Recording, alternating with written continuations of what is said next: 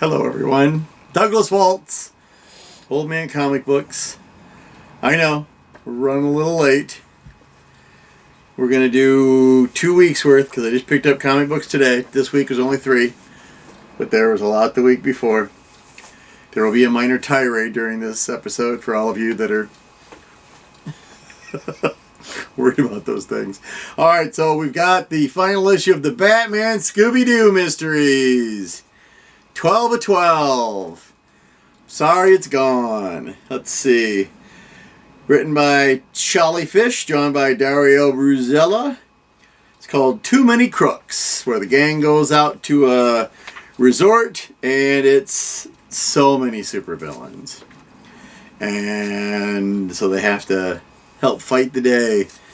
And there are so many supervillains. There are the Batman Revenge Squad. They pulled so many. The Batman of All Nations. They pulled so many people out of the hat. I tell you who's responsible for it, but it's this crazy. If you think about how Batman works, you'll figure it out on your own. This was a good series. And I'm not going to tell you who it was. Staying in Bats, Batgirls. Number 4. And come on, give it to me. Is it at the end? I never remember where they put the credits on these things. There we go. So we have Becky Cloonan and Michael W. Conrad are the writers. George Corona is the art.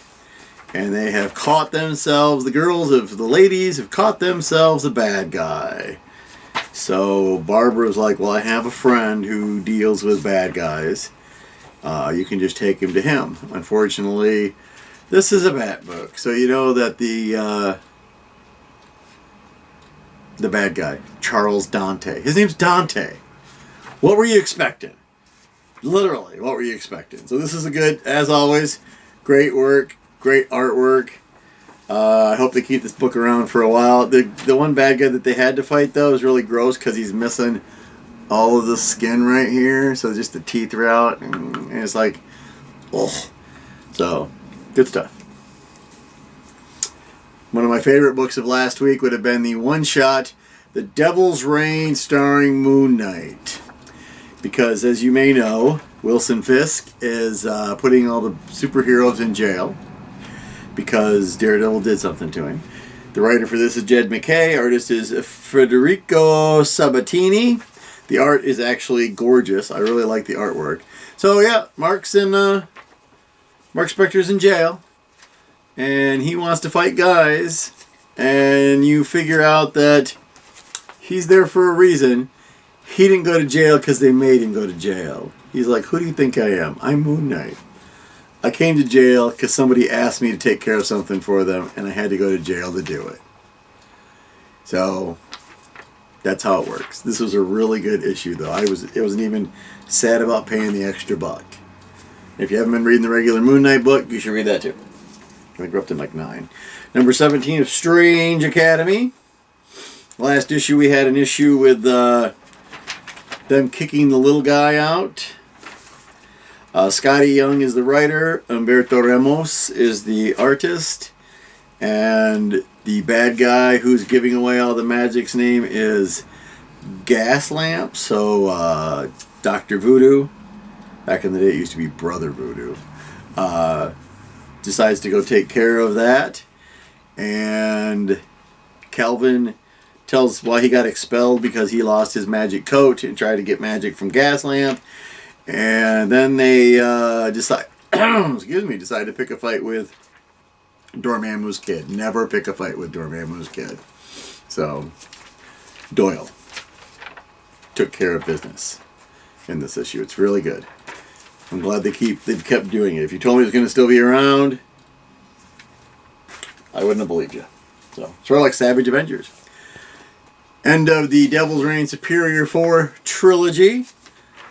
We have our writer is Zach Thompson, artist David Tinto. Doc Ock, last we left him was no arms on his back, chained to a dungeon wall, but it's Dr. Otto Octavius. He plans for everything. And in this case, the plan was he just needed to make sure he had a dimension where he was Man-Thing.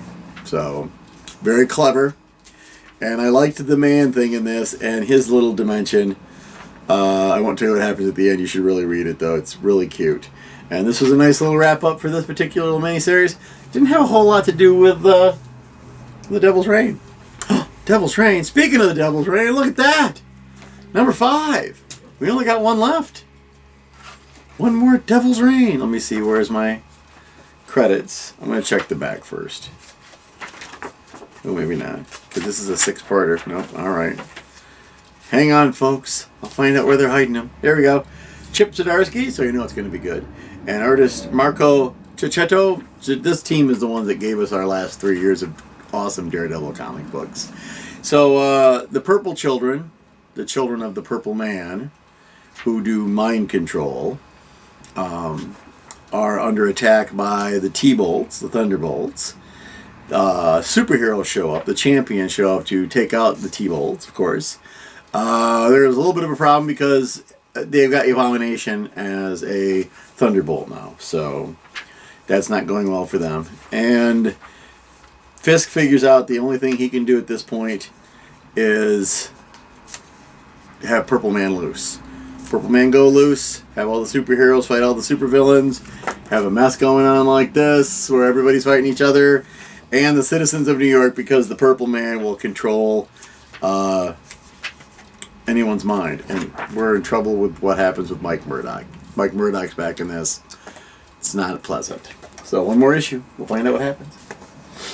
And a final issue, apparently. This is Bigfoot Frankenstein number 500 minus $4.95. That's what it says on the cover. They must want you to know who did it because it's got their name on it a million times.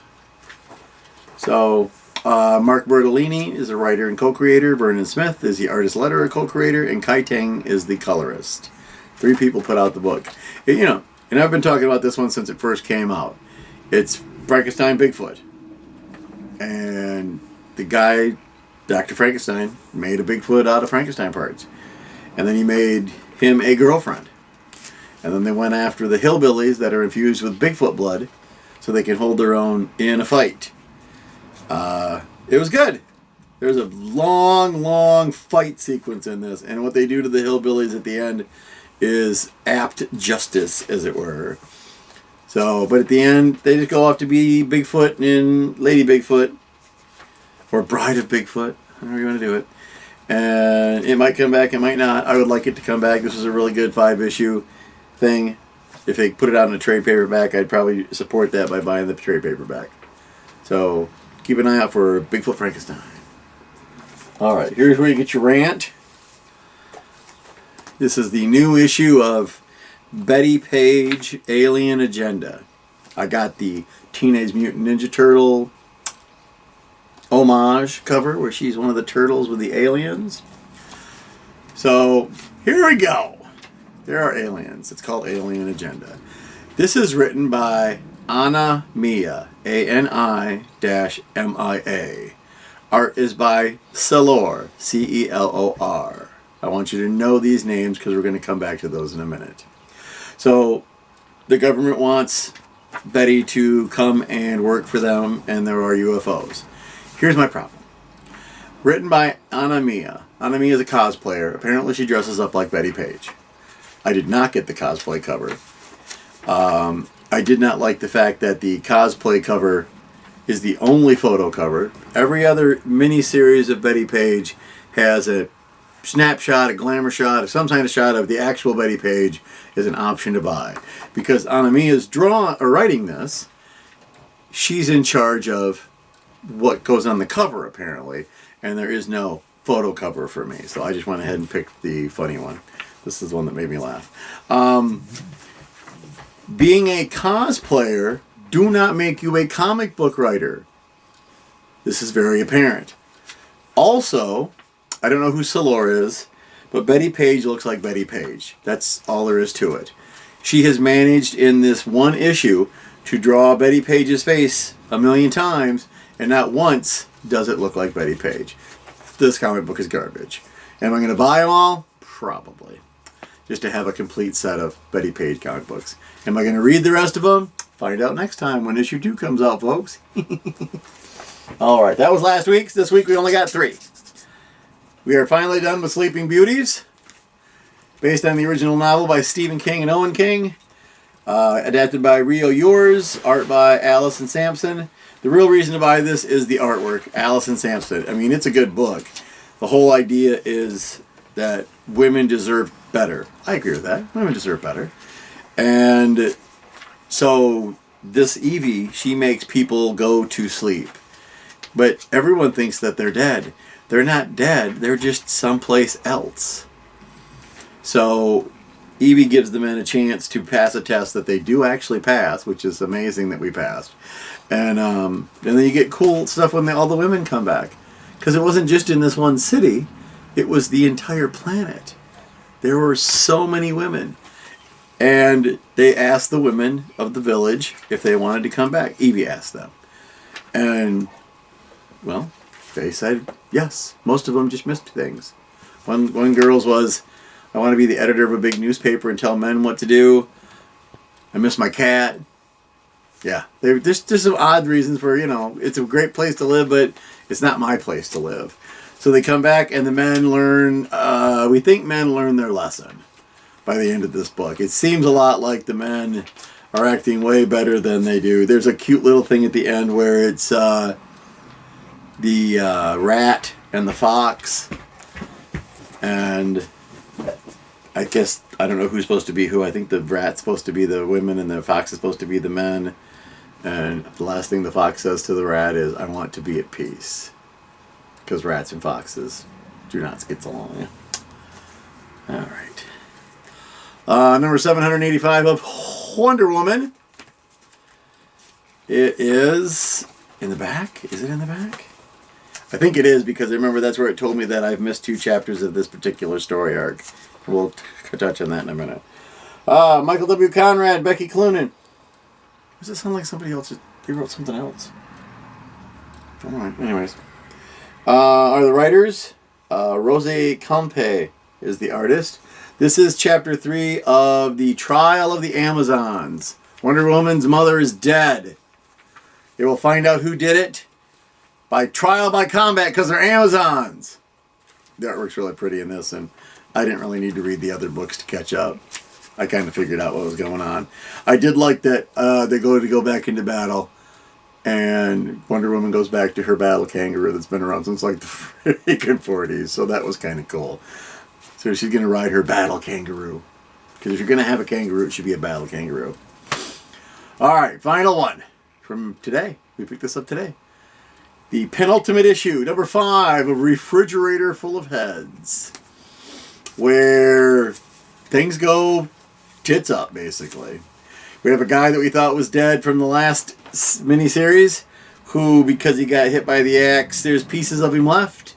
Just kind of goopy, nasty, gooey. This is a gooey issue. Pieces. And he's after the girl that cut him. Meanwhile, our new girl has a refrigerator full of heads that have finally given her all the information that she needs. And the Viking girl on the front there, she's like, I've decided that I'm going to be in charge. You're a lump of a man with your guts hanging out. What are you going to do about it? Oh, I have my friend Pashimina is coming to see me. Pashimina, I'm doing a show. Oh, you're going to come up here? All right, hold on. Come on. Hurry up. There you go. All right. He pulls out this belt. We haven't seen the belt yet. And puts it on and turns into this giant freaking snake monster. And just destroys everybody. Erica, the Viking Queen, is gone. All the boys are gone.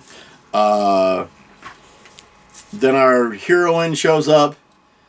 And she's like, cuts off Erica's head so she can get some information. Asks where June is. She stabs her in the head with the sword named after the ravens of Odin, so that she can learn where they are, and decides to go after them to save June, because he's going to take her out in the middle of nowhere and he's going to tear her to pieces in his snake form, because he wants all the weapons for himself. And so she's going to come save the day, And to make sure she has all the help she can have, she strapped that freaking shark mouth to the front of the truck. Because who wouldn't want... Because it's still alive. Anything that gets cut off by the thing, that's what happens. So, there you go. So that's it. Giant stack. Betty Page sucked. A little cranky about that. I have a kitty, apparently. So, sorry the show was late. Stuff happens. This is 2 shows in 1. We won't be back this Sunday, obviously. We'll see you next week. Next week. We'll see you next week with a new episode. And remember, go read a comic book. I'll see you next week. Say goodbye.